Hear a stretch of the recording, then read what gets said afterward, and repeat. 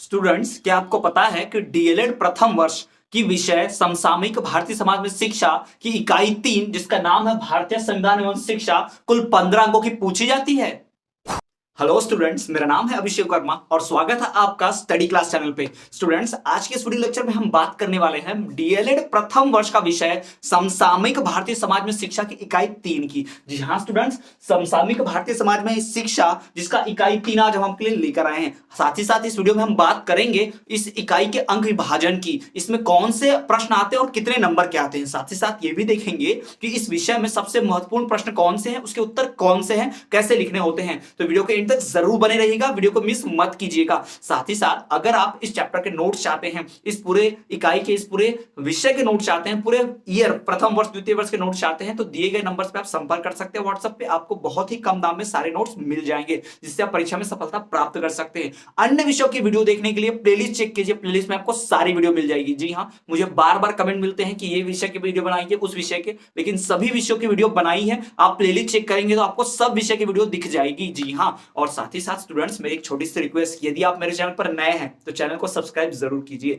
साथ ही साथ इस इकाई के हम ऑलरेडी 2 वीडियो ला चुके हैं, अगर आपने वीडियोस नहीं देखी है तो पहले उन वीडियोस को भी देख लीजिए, फिर इस वीडियो को कंटिन्यू कीजिए। तो चलिए स्टूडेंट, बिना किसी देरी के सबसे पहले मैं आपको बताता हूं इस इकाई का सबसे अंक विभाजन जो किया गया है वो महत्वपूर्ण क्या है वो देख लेते हैं। तो इस इकाई 3 पर 15 अंक आवंटित है। जैसा कि मैं आपको पहले बता चुका हूं, इकाई 1, इकाई 2, इकाई 3, इकाई 4, ये चारों जो है 15-15 अंक के हैं और इकाई 5वीं जो है वो 10 अंकों की है। तो ये इकाई 3 कितने अंक आवंटित है, इस पे 15 अंक आवंटित है।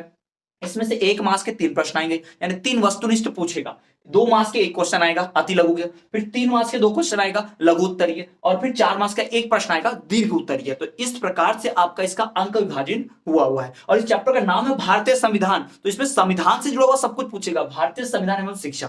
अगर आप संविधान से जुड़ी हुई वीडियो देखना चाहते हैं, भारत के संविधान के ऊपर पूरी एक मैराथन वीडियो लेक्चर है, जो आपको इस वीडियो के डिस्क्रिप्शन में लिंक मिलेगा, मेरे चैनल पर प्लेलिस्ट चेक करें तो मिलेगा। भारतीय संविधान, द इंडियन कॉन्स्टिट्यूशन, वो पूरा आपको मिल जाएगा, आप चाहे तो चेक कर लीजिएगा, वो वीडियो आप देख सकते हैं। वो एक वीडियो देखकर आप संविधान के बारे में सब कुछ जान जाएंगे, ना सिर्फ डीएलएड बल्कि हर परीक्षा के लिए बहुत ही उपयोगी वीडियो है, देख सकते हैं आप, डिस्क्रिप्शन में लिंक मिल जाएगी। तो चलिए बिना किसी देरी के शुरू करते हैं और देखते हैं कौन से सबसे महत्वपूर्ण प्रश्न हमारे हैं इस इकाई 3 से।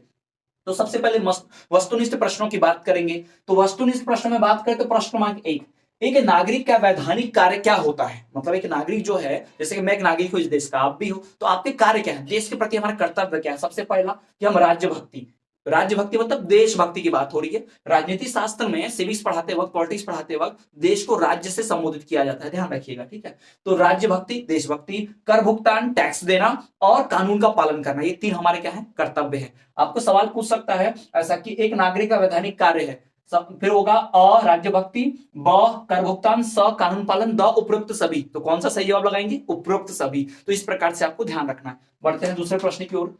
केंद्रीय शिक्षा परामर्शदाता मंडल की स्थापना की गई कौन से सन में, तो सन 1921 में। कब स्थापना की गई, सन 1921 में।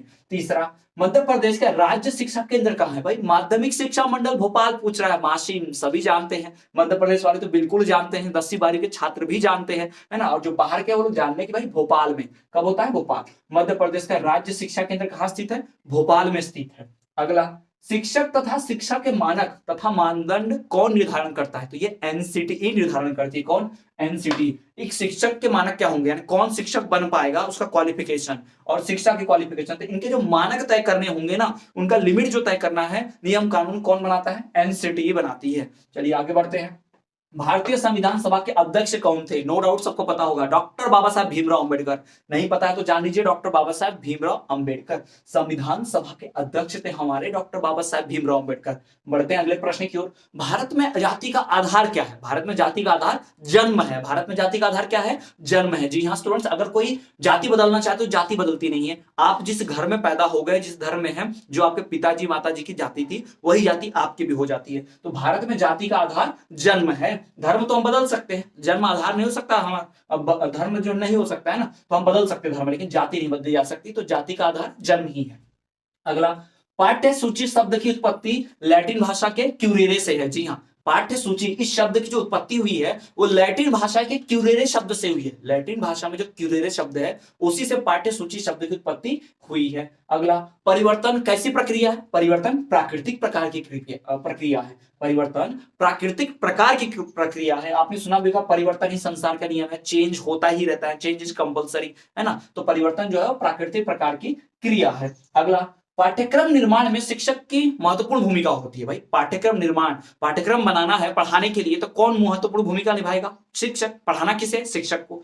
अब पाठ्यक्रम की जरूरत सबसे ज्यादा किसकी होती है? छात्र को। पढ़ना किसको है? छात्र को। तो यहां पर दो ऑब्जेक्ट ध्यान रखिए कि पाठ्यक्रम निर्माण में शिक्षक की महत्वपूर्ण भूमिका होती है और पाठ्यक्रम की सर्वाधिक आवश्यकता छात्रों को पड़ती है। ध्यान रखिए, शिक्षक और छात्र। पाठ्यक्रम निर्माण में सबसे अच्छा, सबसे महत्वपूर्ण भूमिका कौन अदा करेगा? शिक्षक। पाठ्यक्रम की सबसे जरूरत, ज्यादा आवश्यकता किसको होगी? छात्र को। ध्यान रखिएगा, पाठ्यक्रम निर्माण में शिक्षक की महत्वपूर्ण भूमिका होती है, पाठ्यक्रम को सर्वाधिक आवश्यकता छात्रों को पड़ती है। अगले प्रश्न की ओर बढ़ते हैं। वंचित वर्ग से क्या आशय? भाई वंचित वर्ग से क्या आशय है? तो वंचित वर्ग से मतलब होता, यहां तक जो मैंने आपको बताया है सब 1 नंबर के वस्तुनिष्ठ प्रश्न है, और अभी जो बता रहा हूं ये सब 2 नंबर के होंगे। अब तो हो सकता है कि ये 1 नंबर का भी आ जाए, पर इनके ज्यादा चांस है कि 2 अंकों के आएंगे अति लघु में। पहले अभी हम फिर से एक बार रिवाइज कर लेते हैं वस्तुनिष्ठ प्रश्न को। कैसा? एक नागरिक का वैधानिक कार्य है राज्यभक्ति, कर भुगतान, कानून का पालन। दूसरा, केंद्रीय शिक्षा परामर्शदाता मंडल की स्थापना सन 1921 में हुई। तीसरा, मध्य प्रदेश का राज्य शिक्षा केंद्र माशिम माध्यमिक शिक्षा मंडल के नाम से जाना जाता है, भोपाल में स्थित है। चौथा, शिक्षक तथा शिक्षा के मानक तथा मानदंड निर्धारित करता है एनसीटीई। पांचवा, भारतीय संविधान सभा के अध्यक्ष डॉक्टर बाबा साहेब भीमराव अंबेडकर। छठवां, भारत में जाति का आधार जन्म है। सातवां, पाठ्य सूची इस शब्द का उत्पत्ति लैटिन भाषा के क्यूरेरे से हुआ है। अगला 8वां, परिवर्तन जो है प्राकृतिक प्रक्रिया है। कैसा है? परिवर्तन प्राकृतिक प्रकार की क्रिया है। साथ ही साथ पाठ्यक्रम निर्माण में सबसे महत्वपूर्ण भूमिका शिक्षक की होती है, पाठ्यक्रम की सर्वाधिक आवश्यकता छात्रों को होती है। ठीक, अब बढ़ते हैं हम अपने 2 नंबर के अति लघु प्रश्नों की ओर। तो इसमें पहला, वंचित वर्ग से क्या आशय है? वंचित मतलब क्या? वंचित मतलब वंचित रह जाना, छूट जाना। इसका अर्थ है सामाजिक और आर्थिक रूप से पिछड़े हुए। हमारे समाज में सामाजिक और आर्थिक रूप से पिछड़े हुए जो लोग होते हैं, अधिकतर अधिकांश इसमें दलित लोग आएंगे, इसमें वो लोग आएंगे जो माइनॉरिटी हैं, अल्पसंख्यक हैं, वो लोग। तो सामाजिक और आर्थिक रूप से पिछड़े लोगों को ही क्या कहा जाता है? उन्हें हम क्या कहते हैं? वंचित वर्ग कहते हैं। उन्हें क्या कहते हैं? वंचित वर्ग कहते हैं, है ना। वंचित वर्ग से क्या आशय? सामाजिक और आर्थिक रूप से पिछड़े हुए लोगों को वंचित वर्ग कहा जाता है। इन्हें इनके अधिकार नहीं मिलते, इन्हें सही तरीके से शिक्षा नहीं मिल पाती, इस कारण से वंचित हो गए हैं, इनका शोषण हुआ रहता है, इस वजह से क्या हो जाते हैं? वंचित वर्ग में आ जाते हैं। तो सामाजिक और आर्थिक रूप से पिछड़े हुए लोगों को वंचित वर्ग में रखा जाता है। अगला प्रश्न, राष्ट्रीय अल्पसंख्यक आयोग के गठन का मुख्य उद्देश्य क्या है? अल्पसंख्यक आयोग, माइनॉरिटी डिपार्टमेंट, है ना। माइनॉरिटी मतलब अल्पसंख्यक, जो संख्या में कम होते हैं। जैसे कि हमारे देश में क्रिश्चियन की संख्या कम है, बौद्ध की संख्या कम है ना, हिंदू मेजोरिटी में है, बहुसंख्यक है। ठीक है, तो हम बताएंगे कि हमारे जो अल्पसंख्यक है उसके बचाने के लिए जो आयोग की गठन हुई, यानी राष्ट्रीय अल्पसंख्यक आयोग के गठन का उद्देश्य था अल्पसंख्यकों के अधिकारों को दिलाना, उनके अधिकारों की रक्षा करना, किसी भी अल्पसंख्यक के साथ अत्याचार ना हो, उसे उसके अधिकार समान रूप से मिले बाकियों की तरह। इसके लिए ही अल्पसंख्यक आयोग का गठन किया गया था। ठीक, बढ़ते हैं अगले प्रश्न की ओर। सामाजिक न्याय से क्या समझते हैं? सामाजिक न्याय, समाज में रहते हुए प्रत्येक व्यक्ति को समाज के दूसरे व्यक्तियों की तरह उसके सभी नियम कानून का पालन करना मिले, साथ ही साथ उसको सभी अधिकार मिले, सरकार के द्वारा चल रही योजनाओं का समान रूप से लाभ मिले, समान रूप से समान अवसर मिले अपने आप को साबित करने का, अब शिक्षा हासिल करने का, नौकरी हासिल करने का। तो इसे ही कहते हैं सामाजिक न्याय। ठीक, अगला प्रश्न है, प्रारंभिक शिक्षा से क्या आशय है? प्रारंभिक शिक्षा से क्या आशय है? तो प्रारंभिक शिक्षा, बालक या बालिका जब 6 वर्ष के हो जाते हैं, 6 वर्ष के पश्चात 11 से 12 साल की जो पढ़ाई होती है, 6 वर्ष का हो जाने के बाद और 11-12 साल जो पढ़ना है, यानी कि कक्षा पहली में जाने के बाद जो पढ़ाई करनी होती है, कक्षा पहली से लेकर 12वीं तक की, 10वीं तक की जो शिक्षा होती है, उसे ही प्रारंभिक शिक्षा कहा जाता है। जी हाँ, 6 वर्ष के पश्चात 11 से 12 वर्ष की जो शिक्षा होती है उसे प्रारंभिक शिक्षा कहा जाता है। कई देशों में प्रारंभिक शिक्षा अनिवार्य की गई है। प्रारंभिक शिक्षा उच्च शिक्षा के लिए एक आधार बनती है, तो प्रारंभिक शिक्षा बहुत ही आवश्यक है, अति आवश्यक है। उसके बाद कस्तूरबा गांधी बालिका विद्यालय से आप क्या समझते हैं? कस्तूरबा गांधी बालिका विद्यालय ये योजना 2004 में शुरू हुई थी। इस योजना का मकसद था कि जो बालिकाएं, जो छात्राएं स्कूल नहीं जा पा रही हैं या जिनका स्कूल आधे में छूट गया है, तो उनको पुनः स्कूल में दाखिला कराना, जिनका दाखिला नहीं उन्हें दाखिला कराना, जो स्कूल नहीं आ रही है उनके स्कूल में उपस्थिति करवाना और छात्राओं में पढ़ाई की रुचि उत्पन्न करना। इस योजना का उद्देश्य था। बाद में 2007 में इस योजना को सर्व शिक्षा अभियान के साथ विलय कर दिया गया, जोड़ दिया गया एक अलग से भाग के रूप में। तो ये था कस्तूरबा गांधी विद्यालय। तो स्टूडेंट्स ये सबसे मोस्ट इंपॉर्टेंट क्वेश्चन है, कुल 15 सबसे मोस्ट इंपॉर्टेंट क्वेश्चन है। अगर आपको ये वीडियो पसंद आई है, इतनी मेहनत मेरे को अच्छी लगी, आपको ये क्वेश्चन समझ में आया, अच्छा लगा है, तो प्लीज चैनल को सब्सक्राइब करना ना भूलें, चैनल को सब्सक्राइब कर दीजिए। और ऐसी कोई वीडियो मिस नहीं करना चाहते तो बेल नोटिफिकेशन को ऑल पर रख दीजिए, ताकि आपको जैसी कोई वीडियो आएगी सबसे पहले नोटिफिकेशन मिल जाएगी। आप प्लेलिस्ट चेक करेंगे तो कई सारे क्वेश्चन पेपर के रिव्यू आपको मिल जाएंगे, है ना, बहुत सारी वीडियो आपको यहाँ पर मिल जाएगी। प्लेलिस्ट जरूर चेक कीजिए डीएलएड से संबंधित। तो स्टूडेंट्स ये सारे क्वेश्चन इंपॉर्टेंट, मैं रुका हुआ हूँ, आप पॉज करके इसको स्क्रीनशॉट ले लीजिए या फिर आप वीडियो को रोककर लिख भी सकते हैं। तो चलिए बढ़ते हैं कुछ अन्य महत्वपूर्ण प्रश्नों की ओर। तो वस्तुनिष्ठ और अति लघुत्तरीय प्रश्न जान लेने के बाद अब हम बात करें कुछ अन्य महत्वपूर्ण प्रश्नों की, जो कि आपको 3 और 4 नंबर के लिए पूछे जा सकते हैं, यानी कि लघुत्तरीय और साथ ही साथ दीर्घ उत्तरीय प्रश्न उत्तर की बात हम करेंगे, जो बहुत ही महत्वपूर्ण होने वाले हैं। तो चलिए स्टूडेंट देखते हैं कौन से वो लघुत्तरीय महत्वपूर्ण प्रश्न है। तो उसमें से सबसे पहला रहेगा, स्वतंत्रता के बाद भारत में शिक्षा के विकास का संक्षिप्त वर्णन दीजिए। लेकिन मैं ये बताने से पहले आपको बता दूं कि अगर आप संविधान के बारे में पूरा जानना चाहते हैं तो पूरा जानकारी रहेगा तो आप संविधान के बारे में कुछ भी लिख पाएंगे। तो एक वीडियो मेरे चैनल पे मौजूद है ऑलरेडी, मैंने डिस्क्रिप्शन में उसका लिंक दिया है, उस वीडियो को आप देखिए, पूरा संविधान के बारे में सब कुछ है, पूरा मैराथन वीडियो लेक्चर है, एक वीडियो लेक्चर देख के पूरा संविधान खत्म कर पाएंगे आप। तो उसकी जानकारी ले लीजिएगा, पढ़ लीजिएगा, देख लीजिएगा। ठीक है, चलिए बढ़ते हैं प्रश्न की ओर कि स्वतंत्रता के बाद भारत में शिक्षा के विकास के लिए क्या क्या किया गया। जब भारत आजाद हुआ 1947 में, उसके बाद शिक्षा को बढ़ाने के लिए हमारे देश में क्या क्या किया गया। तो सबसे पहले देखिए बेसिक शिक्षा, हमारा जो बेसिक शिक्षा है उसको बढ़ाने के लिए कई महत्वपूर्ण कदम उठाए गए। आप लिखेंगे कैसे, स्वतंत्रता के बाद भारत में शिक्षा के विकास के लिए निम्नलिखित कदम उठाए गए हैं।